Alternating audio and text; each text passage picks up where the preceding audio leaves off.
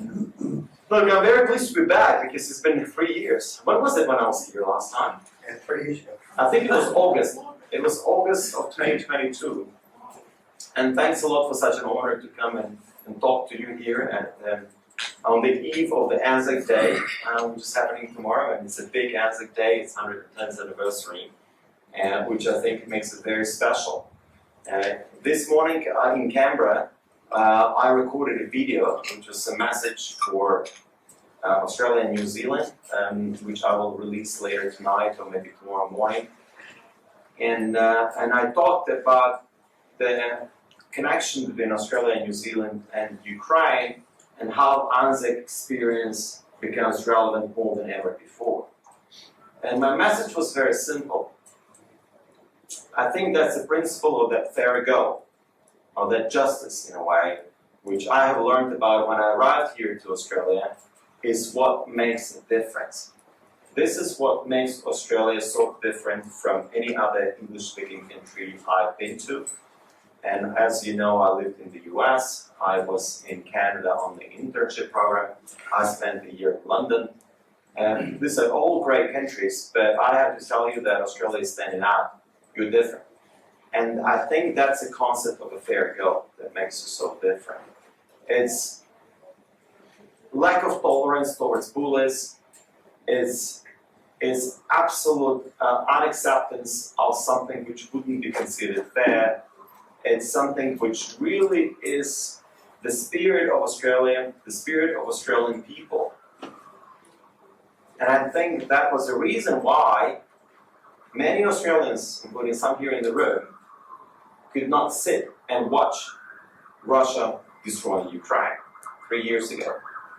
So people just figured, well, we can't sit and watch, we got to act.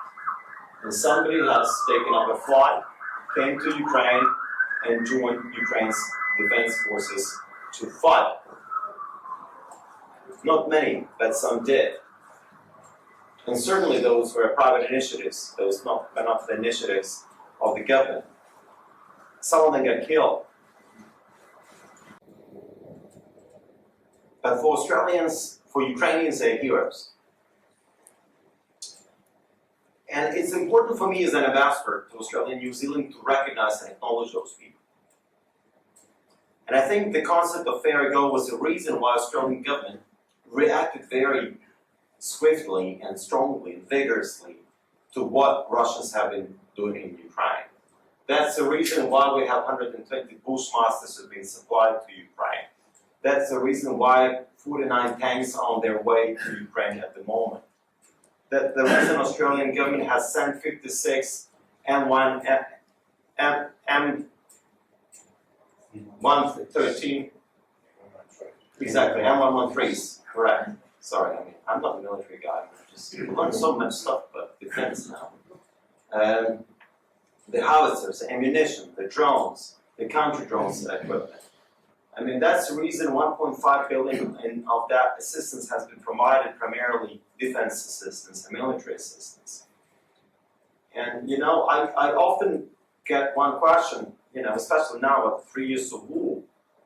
I was actually on New Zealand radio yesterday, and as you know, Prime Minister of New Zealand, Luxon, was visiting the UK, and he went to Salisbury to see his troops training Ukrainian troops, just like Richard Marles went and Penny Wong did last year and the year before, that they went to the UK and they went to see the training of the soldiers that your troops and New Zealand troops are providing to the Ukrainians. And as I was watching Prime Minister Luxon talking to his troops and then meeting Ukrainian troops, I was doing an interview to one of these New Zealand radio stations. And you know, what journalists are, I mean, they don't ask you easy questions, they ask you tough questions. And the question I got from a journalist was, how can this war end? But then there was a twist there. Do you think the war can end without Ukraine conceding the territory? And I have to tell you, this is the most upsetting question I get. I get it all the time, by the way, on television. I'm doing a project today, probably they will ask me the same thing, right? And the reason I get a bit upset is that not that, you know, Ukrainian territory is sovereign and Ukrainians will not give up on their land. It's not about that. It's actually the lack of understanding that people have about this war. Because if you believe that Russians will stop invading Ukraine if we ceded the territory, you are being misled. It's not going to happen. And that's not what Russia is after. Some commentators believe that this could be the end of war if we ceded Crimea or any other 4 parts of Ukraine, which Russians, by the way, do not fully control yet. But that's a delusion. And we must understand and realize what is at stake. I'm sure you're all watching President Donald Trump and what he's trying to achieve. We certainly welcome America's determination to end this war, but certainly this war cannot end at Ukraine's expense. Because if this war ends at Ukraine's expense, it will end at Europe's expense, it will end at America's expense, and it will end at Australia's expense. And I can elaborate and explain why. Because, firstly, Russia is not stopping, and there is no motivation whatsoever for Vladimir Putin to solve this war. He's on a mission to destroy the country. He's on a mission to take over Moldova. He's certainly on a mission to test NATO. And of course, a potential rift between US and Europe is probably the biggest threat to global security since probably the Cuban Missile Crisis. Because if America walks away from Europe, I think we're all in trouble, including you. We're all in trouble, because if that's going to happen, certainly both nations are under attack. There's no doubt about it. Poland could be under attack. Other countries could be under attack. So now it's not about Ukraine, to be frank. I mean, we'll keep on fighting because we know what's the alternative. We know what's the alternative of living under the Russian occupation. We know what's the alternative of actually suffering from gross violations of human rights. We know what is the alternative out there. Torture chambers, killings, rapes, summary executions. That's the alternative. So people ask me, aren't you tired of fighting? Yes, we are. We bloody are. But we don't have any other option. If we stop fighting, we're done. That's important to keep this in mind.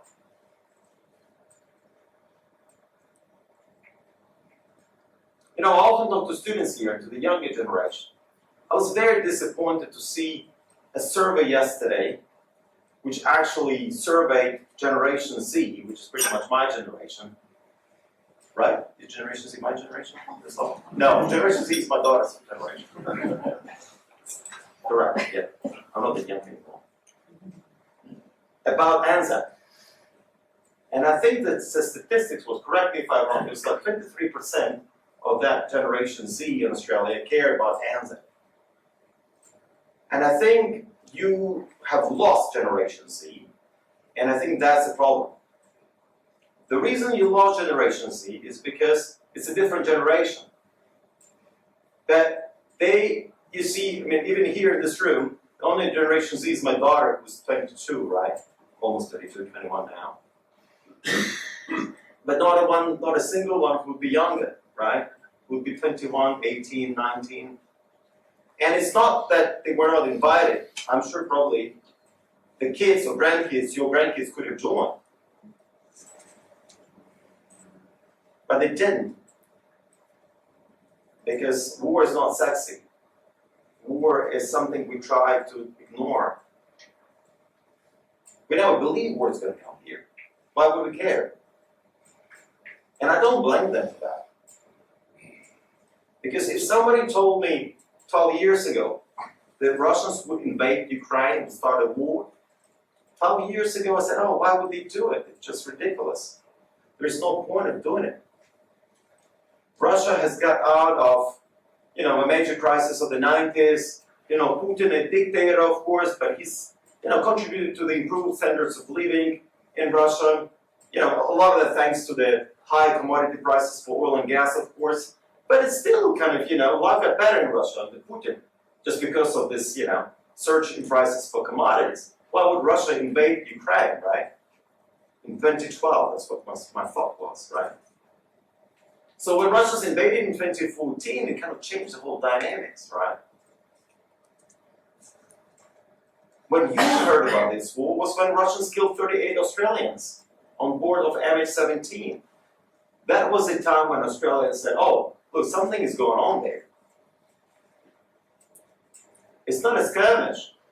It's not some sort of, uprising of some pro-Russian terrorists. We never had pro-Russian terrorists in Ukraine. We never had any rebels. They don't exist. It's all the invention of the Russian military intelligence. Those were Russian troops on the ground. Russian troops, Russian special operations, Russian military intelligence, engineering and manufacturing a conflict, which they said was a civil war. It was the invention of the Kremlin propaganda. It was all orchestrated out of the intelligence agencies' offices. And you know what? That could be replicated in any part of the world, including Australia. The Russian-speaking population of Estonia, the Russian-speaking population of Latvia, there could be new republics which will emerge. This, Russian Republic of whatever, of Narva, if you know the city in Estonia, which is primarily Russian-speaking, which will be just done according on the Ukrainian scenario. It's not a new scenario. It's nothing new. I mean, Russians have not invented anything happening in the past. That it was just the way you do it, and that kind of that gray zone operation where you can always deny your involvement, but at the same time you're heavily involved. You're the one who's doing it, right? And when you think about it, how that can undermine you, how that could be replicated here. I mean, I'm on camera, so I will not elaborate on possible scenarios. You can probably Google that yourself, of how that could be done. But there are many different, things how your society could be undermined. And the problem with democracy is that it is vulnerable. And Russians know how to undermine the democracy. Chinese know how to undermine the democracy. And in this world, democracies are losing. Ukraine is stepping up to democracy. We keep on fighting. But I think the other democratic interests need to step up for democracy if you want to see your grandkids still seeing it and living it under it in Australia. It actually is so fragile. I want to point out to a country which I know, I'm sure all reading about, and you can easily see how all these democratic institutions could be dismantled and very quickly. And we don't know what else can happen tomorrow. And I think that's a major problem we're facing. How fragile democracy is. Because you're susceptible, you're vulnerable. Because at the end of the day, the purpose of disinformation or propaganda is not to convince you of their opinion. The purpose of disinformation is to undermine trust in your government system, in the mainstream media. This is the purpose of disinformation. And once you don't believe your government, don't believe your media, you become vulnerable to conspiracy theories. And with that, you can be just, anything to be out there. I would like to encourage you to buy a book and read a book by a good friend of mine. His name is Peter Pomerantsev. He's written a fascinating book about Russia called Nothing is True, Everything is Possible. Nothing is true, everything is possible. So who is Peter Pomerantsev? Peter Pomerantsev is a journalist, media manager. He's a Jewish Ukrainian guy who was born in Ukraine, but as a little child, his father emigrated to the UK, and he pretty much grew up in the UK. But at a later stage, he decided to go and work in Russia for 10 years in the media business. And in 2014, he published this fascinating book, about the Kremlin, about his time in Moscow, and actually how it is from within. He's actually written 2 more books after that. One of those books is called This Is Not Propaganda, and there is another one as well on the same issue, where he analyzed the Nazi propaganda and he talked about some parallels that we are seeing today. But this is just on that one topic. But I think reading Anne Applebaum, and Anne Applebaum is a public intellectual. She's a senior columnist for the Atlantic in America. It's also a good read. I recommend reading Timothy Snyder, who's a historian. Recently he decided to move out of New Haven from his campus at Yale University and move to University of Toronto, where he figured he'll have more freedom to do what he wants academically, right? And this is pretty crazy when we think about American educational system, or we think about some of those vast private universities where professors have to actually go to Canada to have the freedom. Isn't it ironic? A country which is a beacon of democracy, a country which is a symbol of freedom as a concept. But freedom is a religion, actually. Academics are living for Canada. How's it possible? I'm sure many will come to Australia, by the way. That's kind of a positive externality for you guys. But at the same time, this is a serious issue we're facing. Look, I don't really have any script, as you can see. I mean, I'm just talking. But I'm happy to take your questions, because I'm sure you have questions, and I will be happy to take them and answer them. And I can talk about anything you want me to talk about. And I can do it. So I see a question there, please. Thank you for this. I have 2 questions. The second one is difficult, so I'll ask the easy one now and the other one at the end. We were all disturbed to see your president humiliated on a visit to the US. Part of that was the shirt he was wearing. These are on sale in Britain. Do you have them on sale in Australia, and can they be bought as a gesture of solidarity? Oh, absolutely. They could be bought directly from Ukraine and shipped to you by anything. I mean, in today's world, everything is just accessible by one click, and it will be delivered in probably 2 weeks. You'll get it from Ukraine. No need to buy it in Australia. It's all online, and you can buy anything from Ukraine now. By the way, it will be delivered to you. I know people buying furniture in Ukraine. People buying mattresses in Australia from Ukraine. People buying, and they tell me that it's great quality, and they're so impressed. Actually, I'm not sure. Do you own a rig boat? Do you know a rig boat for fishing? 30% of rig boats in Australia are made in Kharkiv in eastern Ukraine. They control the market here, believe it or not. So if you need a new rig boat, go and buy one. You can buy it online. And the second difficult question? The difficult one. I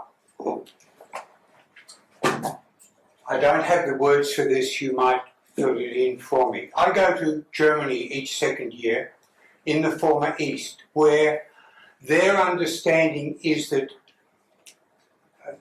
the English word is hegemony. Kissinger and Gorbachev agreed if the Berlin Wall came down, Kissinger's words were not 1 inch to the east. This idea is deep in the thinking of German people, East Germans in particular. So in that way, Kissinger set the tone for a hegemonistic solution where the countries of the East were sidelined and the great powers did a deal. You're in the same situation now, and I'm sorry that that's happening. But what attitude does Ukraine have to the Kissinger-Gorbachev promise, not 1 inch to the east? Look, firstly, it's a myth, and let me dispel the myth. I mean, that Kissinger, Gorbachev, actually it never happened. It's not about Kissinger, it was it was Reagan probably, I mean, but anyways, because Kissinger was just state secretary in the Nixon government. And of course he was very active afterwards in foreign policy in one way or another. But Kissinger is known for his ping-pong diplomacy, for recognizing China and kind of distancing China from the Soviet Union. That was his kind of main achievement, which was pretty smart. And I think that was a time when Australia recognized China as well. So you kind of, were part of the same story. But whatever Kissinger did afterwards, I mean, is pretty questionable, by the way, and we can discuss it, but it's kind of a debate. But I will kind of, to respond to your question, I recently had an honor of meeting former Prime Minister of Australia, Paul Keating, a little like 4 weeks ago in Sydney.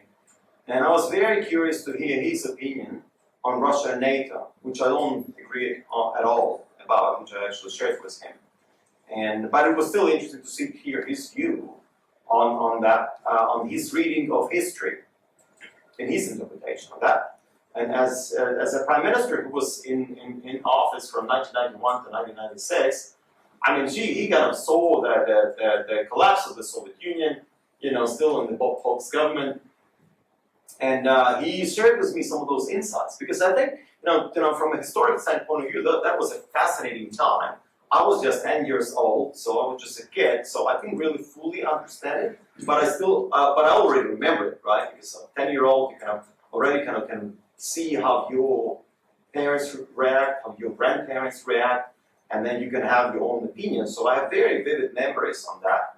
But what was Paul Keating sharing with me? He shared with me a story that when he went to visit the Chancellor of Germany, Helmut Kohl, and Helmut Kohl invited him over to a cup of tea in the garden, and he said, "Paul, just sit here on this bench. You have to sit on this bench." And then Paul sat on that bench, and he said, "Why this bench?" "Well, because here last year or 2 years ago, I had Gorbachev sitting on the same bench." And that was a conversation where I convinced Gorbachev to let Eastern Germany reunite with Germany and join NATO. And I promised Gorbachev that NATO will not expand, and then I have to use quotes, to the east. So the proposition of Paul Keating, which I strongly disagree with, that promise was broken. But now, let's look at who was Gorbachev and what happened in 1991. In 1991, Soviet Union collapsed. 15 nations became sovereign nations. In Ukraine, we had a referendum, and in that referendum, 93% of the Ukrainian people voted for independence.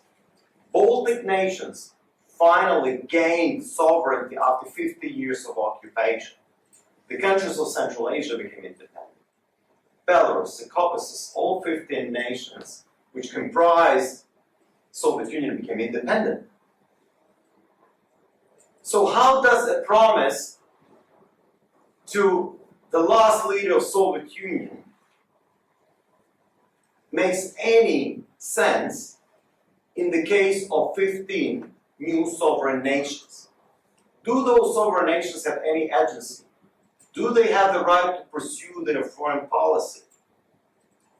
They do, because it's a principle of sovereignty. Any sovereign nation can pursue the defense and security policy they wish they can pursue. They're all members of the United Nations. And they chose to pursue a different foreign policy, because they do remember what was Soviet Union, and they do remember what is the Warsaw Pact. Therefore, all countries of the Warsaw Pact pursued European integration and integration into NATO. That's the reason why in 1999, Poland, Hungary, Slovakia, and Czech Republic joined NATO. That's the reason why the Baltic nations joined NATO a bit later. That's the reason why Bulgaria and Romania joined NATO. Ask those people what they think about Helmut Kohl's promise to Gorbachev. Ask them. I'm sure we have some people here from those nations, and they will tell you what they think about it. It's not worth even nothing. This is not even, I mean, a private conversation in the garden is nothing. There's no document out there. But what is important here in this whole story is that Ukraine, which had the third largest stockpile of nuclear weapons in the world, has voluntarily given it up. There's not a single country in the world that has done it. Well, Kazakhstan, of course, the next one. And why do you think we gave it up? Do you know why?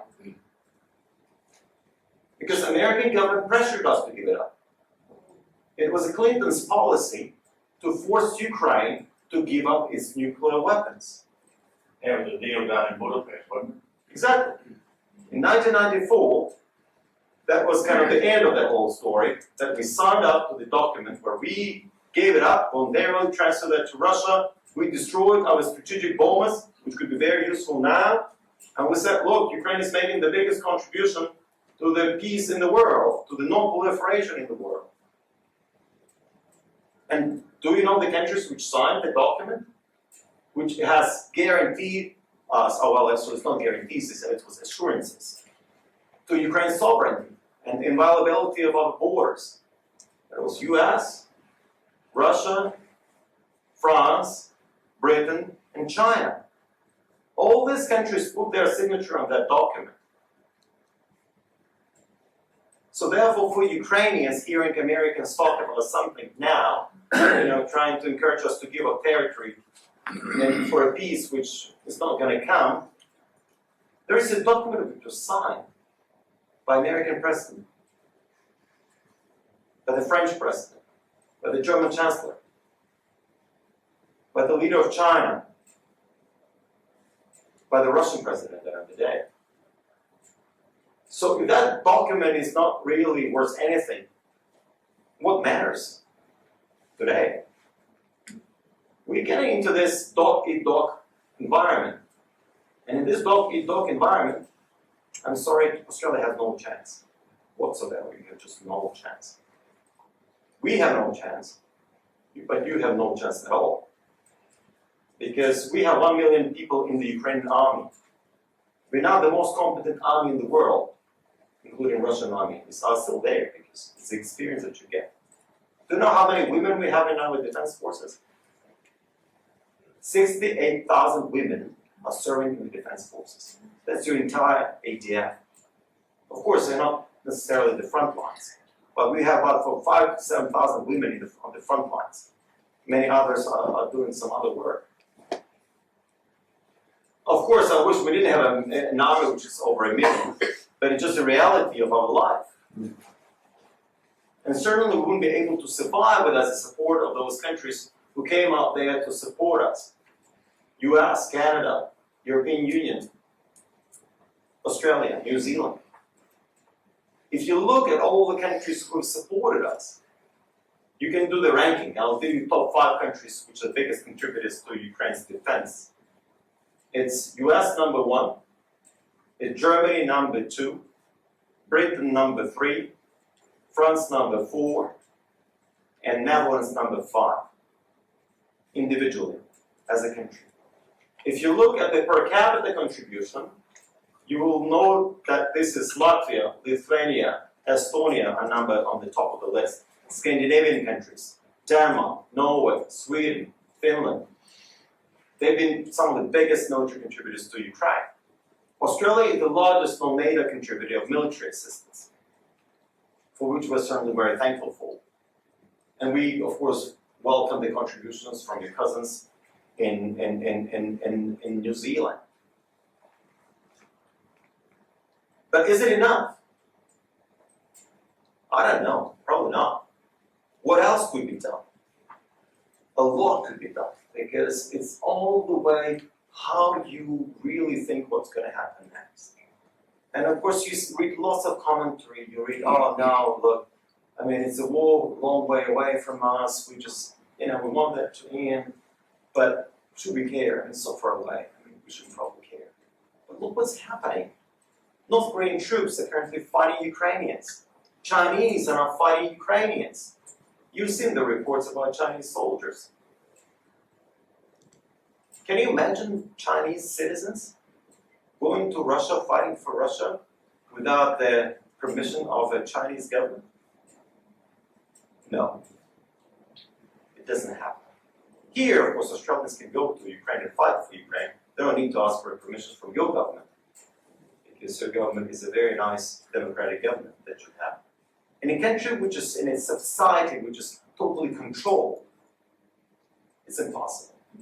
But that gives you a different angle, it gives you a different perspective, because at the end of the day, I'm still cannot really answer one question.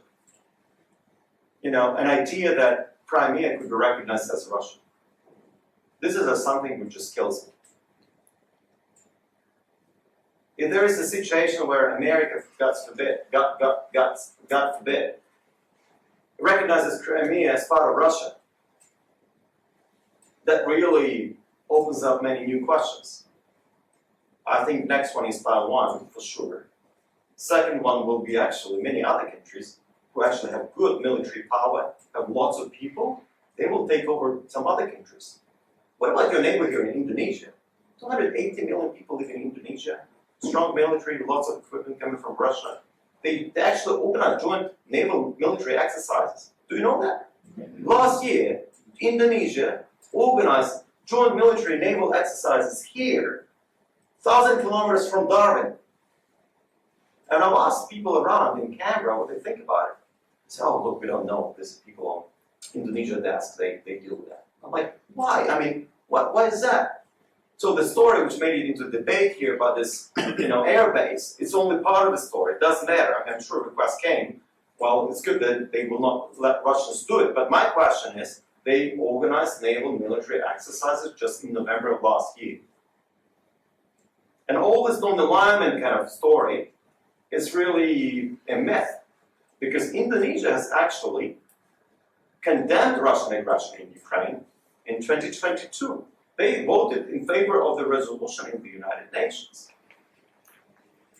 For those students of international history, they know that Indonesia is one of the founders of this movement of non-alignment. In 1955, they hosted a conference in Bandung, which became basically the foundation of the non-alignment movement, which pretty much was created in 1961 with India, South Africa, Brazil, and other countries joining. But the main principle of non-alignment is non-aggression. Russia has committed an act of aggression, which is a crime.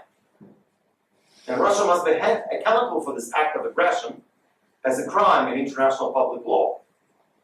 So if Indonesia, as a non-aligned country, believes in non-aggression, why Indonesia is organizing joint military naval exercises with Russia?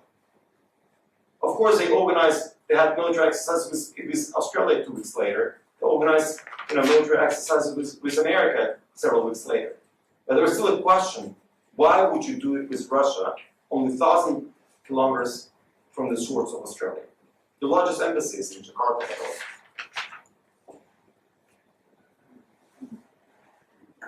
Is public opinion within Russia changing or is it still solidly behind Putin? Going on from that, what is the attitude of the former different states of the Soviet Union, Kazakhstan, Azerbaijan, and all those? What's their attitude towards Russia in the light of this? Oh, this is a very good question. On the first one, we don't really know what's the public opinion in Russia is. Okay? I mean, there are some surveys which are coming out of Russia, but it's difficult to gauge how objective they are because there is just no independent service pretty much in Russia. But 900,000 or whatever it is killed must be having a huge impact on You would the think so. lives of mothers. Yeah, you would think so, but no. What? Yeah, 70% of Russians support this war. I mean, according to some of the surveys I've seen, we again don't know how credible they are, but I tend to believe that they are accurate. I mean, at least 70% of those supporting the war. Because you really, I mean, look, I know Russia really well. I mean, every Ukrainian knows Russia very well. We were a part of the Russian colony. We all speak Russian. We learned speaking Russian because we were forced to learn speaking Russian, right? So, I mean, I have a very good understanding of Russia, I mean, and their psychology and mentality and history and literature and whatnot, right? And still remain fluent in Russian, right? So I have a fairly good understanding of the way they think, right? And I have to tell you that, you know, the way they see this war is that they're actually just fighting back. They're defending themselves. Because the whole Russian propaganda machine is portraying this war as a war of the Second World War. They're just fighting the Nazi, and Ukrainians are Nazi, NATO is a Nazi, everybody's a Nazi. You all are both. You support gay and lesbians. You all must be destroyed, because gay and lesbians must be in hell. And the Russian society is one society which is very traditional. They value God. But let me tell you, there's no God in Russia. Russia is a secular society. And Russian Orthodox Church is run by the KGB, called FSB now. It's always been the case. And Putin, who prayed for Donald Trump, Putin who prayed for Donald Trump, I mean, I just find it ludicrous.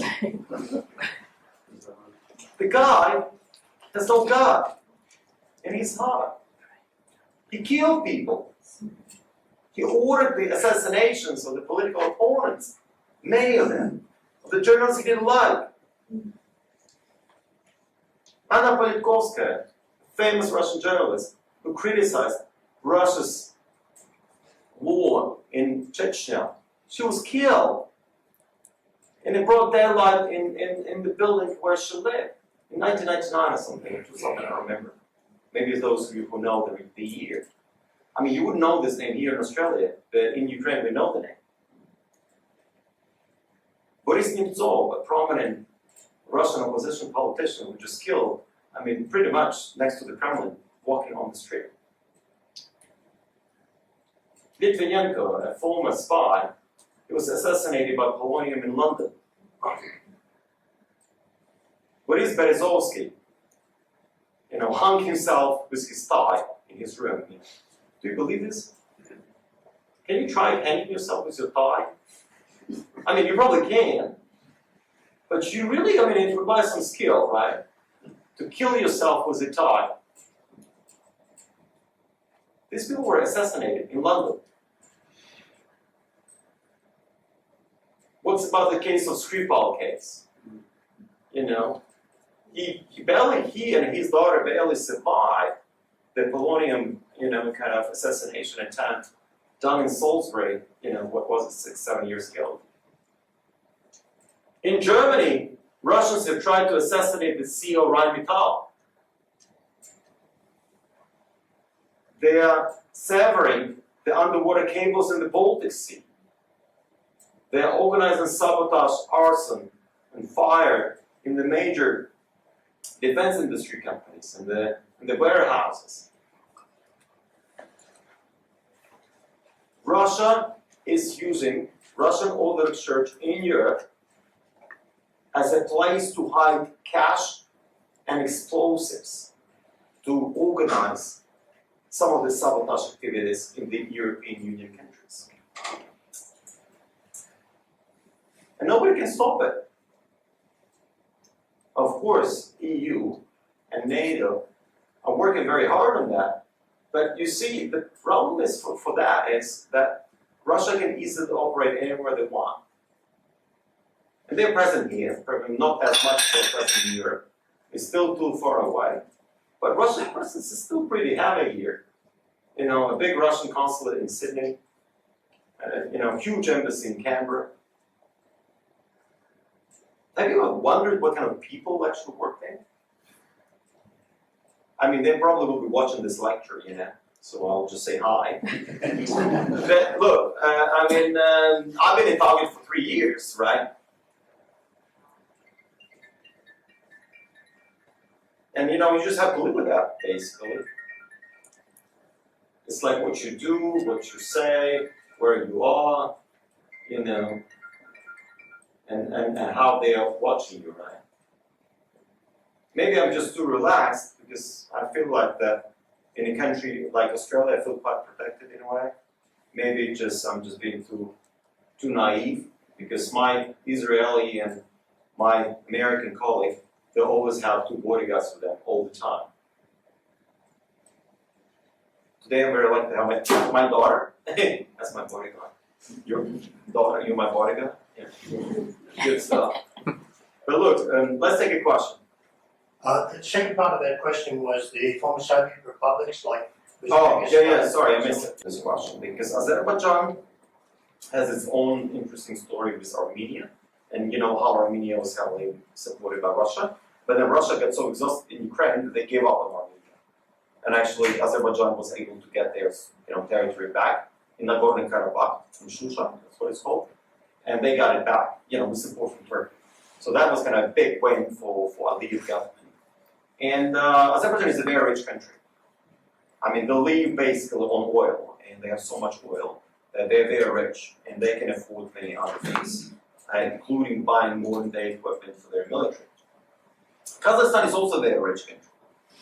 And in a way, Kazakh people understand the threat, and they understand that they have 20% of this Slavic population. A lot of them actually Ukrainians and Russians, but those Ukrainians who are in Kazakhstan, they are pretty much Russian because they kind of assimilated and they lost their Ukrainian identity. But Kazakhs, I mean, they realize that what happened in Ukraine can very easily happen in Kazakhstan because all northern part of Kazakhstan is all Russian speaking. So Russians can just, invade. And actually, they've already attempted that. If you remember, just two months before the war in Ukraine, there was kind of a coup d'etat in Kazakhstan. And Russian troops have actually, rolled out into Astana and Almaty. Do you remember that? For those who follow the news. And do you remember what happened? Chinese president called Putin, and he had a talk. And Putin left Kazakhstan. It was only the call from China that he got out. So Russia has lost its influence in Central Asia as a result of their adventure in Ukraine. So 5 stans: Kazakhstan, Turkmenistan, Kyrgyzstan, Tajikistan, and what else? Uzbekistan, exactly. So China has reasserted itself in the region. China has invested heavily in the mineral resources in those countries, oil and gas, mineral resources. They're building this, as you know, as part of this Belt and Road Initiative. They've invested heavily in this train transit line from China to Europe by train, and a lot of that is in Kazakhstan. They've built lots of new pipelines to buy gas and oil directly from those countries. And China now has an upper hand there. So it's good for China there, bad for Russia. But opinions are kind of diverse. I mean, still many Kazakhs speak Russian. They kind of have a weak identity in who they are nationally. Because what happens when you were colonized by Russia for such a long time, this is what Russians wanted. They wanted to, for those local colonized countries to lose their own identity. That was their, primary goal in Ukraine.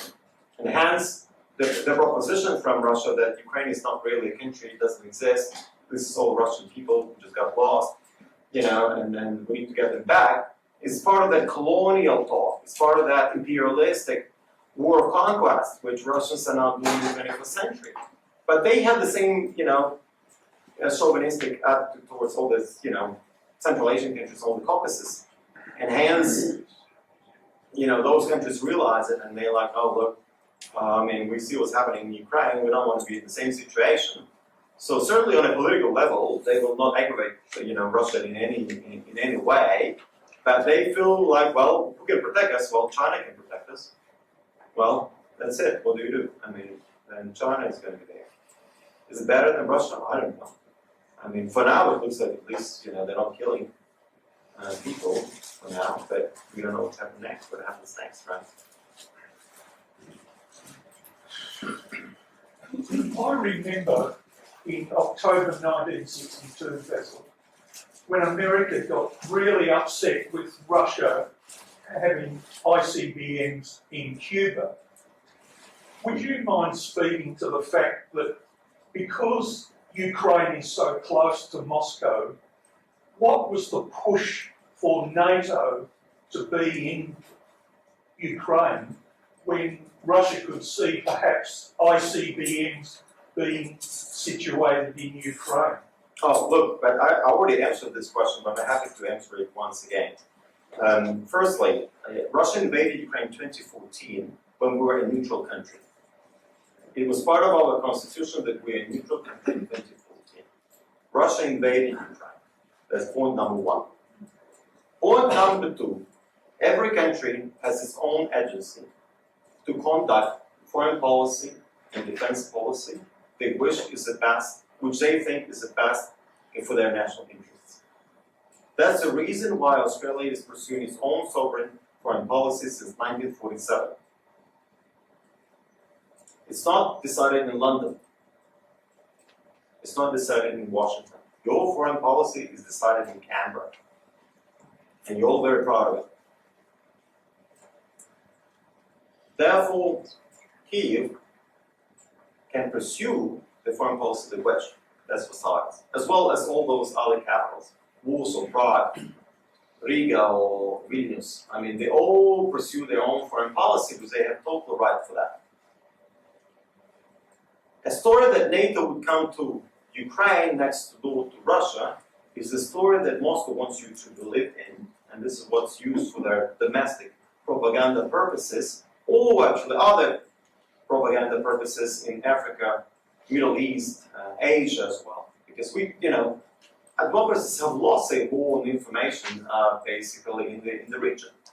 Because if you ask any of your neighbors, except for New Zealand, go and ask people in Indonesia, in PNG, in Malaysia, in Vietnam, what they think about this war. You'll be surprised. They believe what China is telling them, they believe what Russia is telling them. They're the same playbook, by the way, where Chinese are saying they all result from each other's narratives. But this is exactly what they talk about. So NATO has nothing to do with that.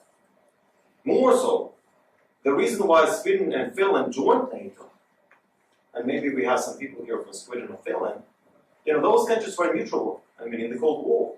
But once Finland and Sweden saw what Russia did in Ukraine, they feel like, oh my God, we have to get into NATO as soon as possible because Russians are coming after us. And they expedited their entry, and a year later, both Sweden and Finland joined NATO. So what did Russia achieve as a result of this war in Ukraine?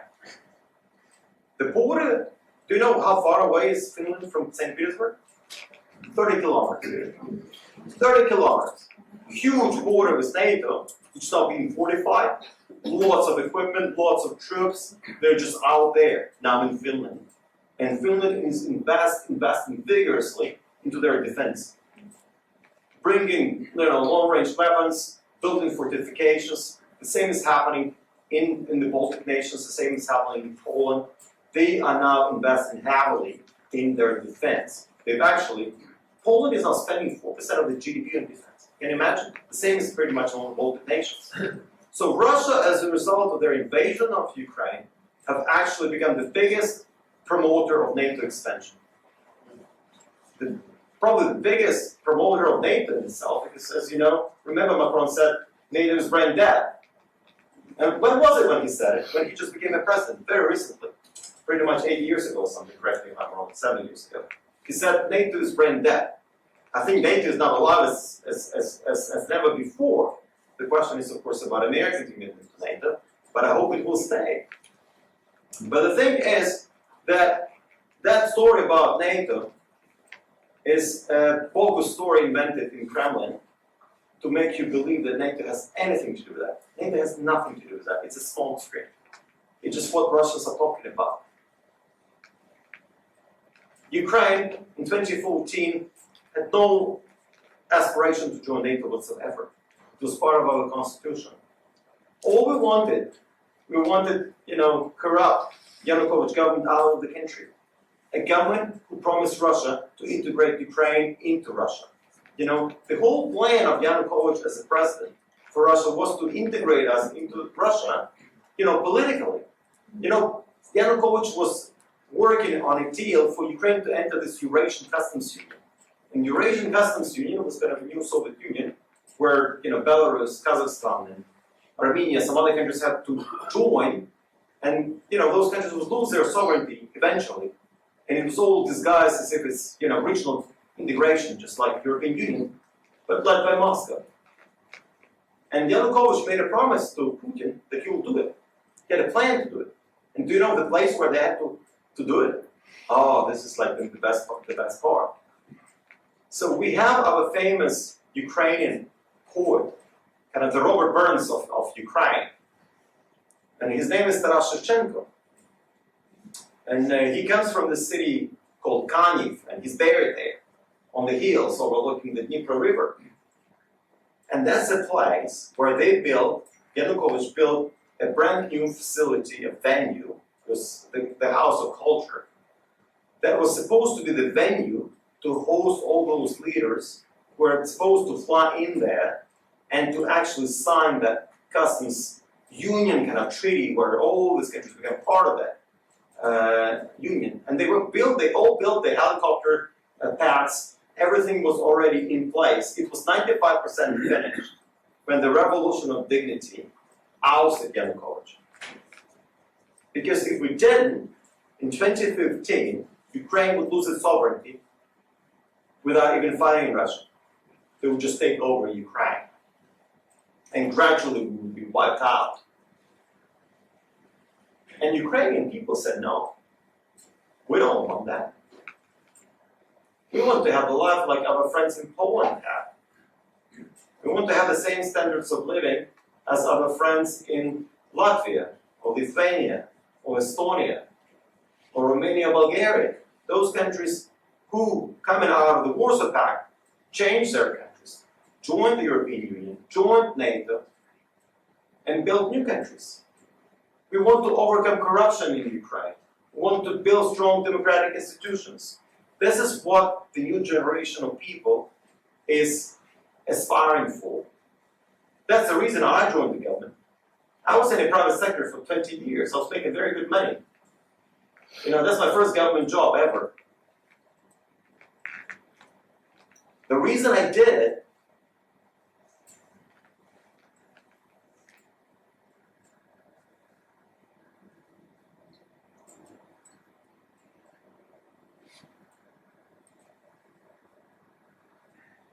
and this is what Putin does not understand. He doesn't understand that the new generation of Ukrainians is so different from his generation. If you look at the people who run my country, they are people in their early 40s. And look who's running Russia in the 70s, right? It's not about the age. It's about the mentality and thinking which is important, especially in that part of the world. Countries which have emerged after the collapse of the Soviet Union.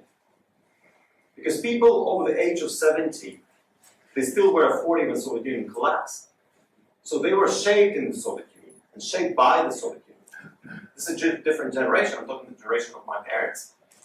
But the new generation, my generation, I was born in 1981. So my generation and whatever, President of Ukraine was born in 1978. The average age of a politician in Ukraine 2 years ago, 3 years ago, it was 36. Average age, median age, whatever. Now it's probably 2 years, 3 years later, a bit different. But it was the youngest parliament in the world. And the reason for that was that just because what I'm explaining to you that, look, those people, it's not about the age, it's about the way of thinking. They kind of couldn't compete with younger people, they just laughed. Right? And I think, a new generation of Ukrainians wants to build a different Ukraine. They don't want to be like Russia. They want to be like any other European country. We are part of Europe.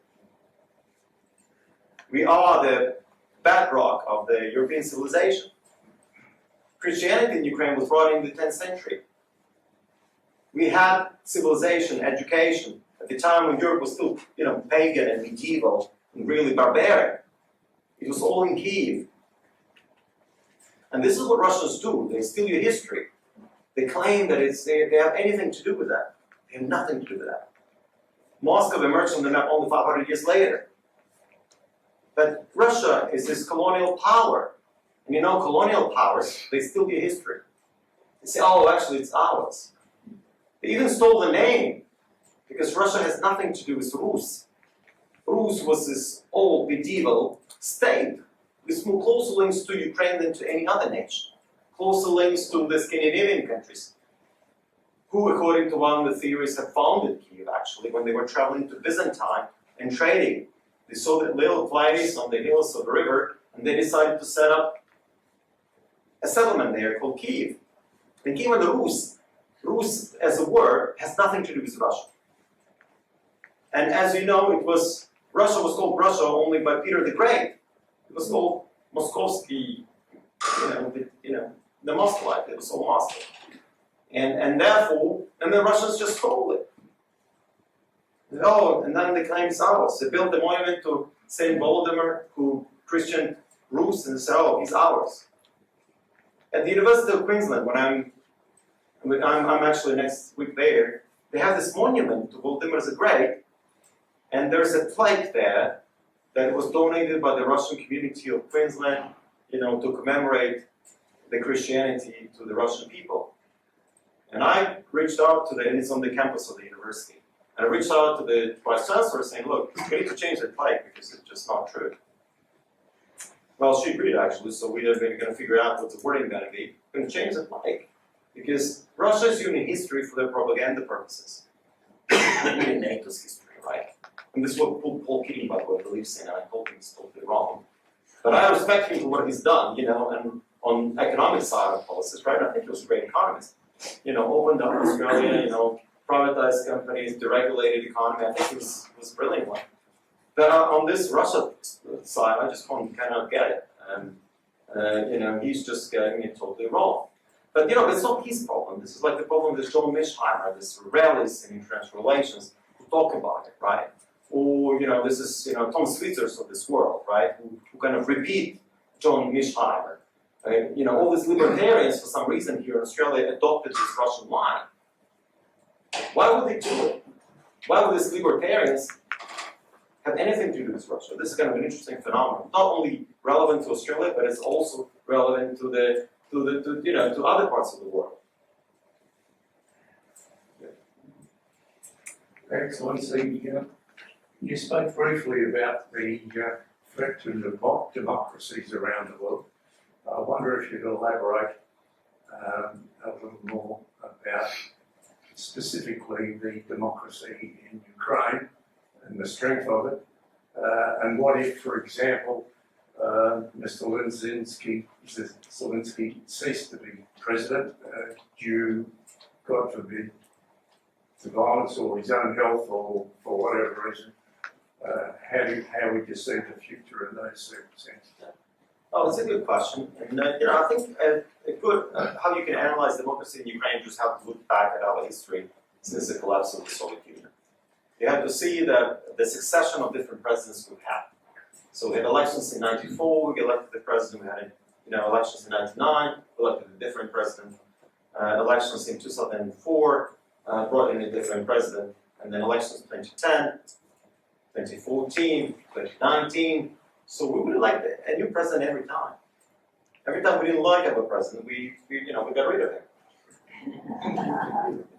Nothing like happening in Russia, actually. Russia has been run by Putin for 25 bloody years. Oh, there was a funny period of time when he was kind of called the prime minister, but he was not. He was still running the country.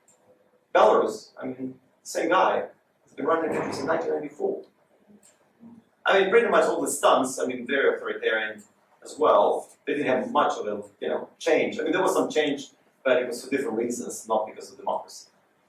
So if you look at kind of democracies in our part of the world, I'm not taking Baltic nations, of course, they're democracies, but if you look at all other 12 nations of the former Soviet Union, pretty much Ukraine is the only kind of democracy, like real democracy. Moldova as well, but Moldova is very vulnerable. They're good. They're fighting as much as they can, but they understand that if we fall, they fall immediately. They just have no chance whatsoever. Moldova has no chance. So will not fight. They're just done. But their future depends on our future, pretty much. So we're in the same boat. But even look at the Caucasus. You see what's happened in Georgia, which is very sad, right? And well, Azerbaijan and Armenia is kind of different. I mean, it's a different. Well, you see, it's a different culture, and democracy is kind of an interesting concept, right? Because it's still the best system of government, right? But not necessarily for everybody. I mean, your neighbors, you don't have many democracies here around the corner. I mean, it's only New Zealand and yourselves. Who else is democracy in the region? Well, there's Japan, but it's further away, and there's South Korea, right? Yes. Yes, that's it. And then we can kind of debate, what is Singapore, what is Philippines, right, and all that. But pretty much all of that, there's no democracy here in the region. It's all run by authoritarian governments. And people are happy with that, as long as their life is getting better, right? So different societies are ready to sacrifice their freedoms for the sake of economic growth. And this is what Russians did. They don't care about democracy. If my life is getting better, if I can afford a vacation to Egypt or Turkey, I don't care. We have a good leader, he's very strong, he's fighting for Russia's rights, he got Crimea back, he's punishing all those Nazis in Ukraine, he's a good guy. He's fighting for Russia, he's a true patriot.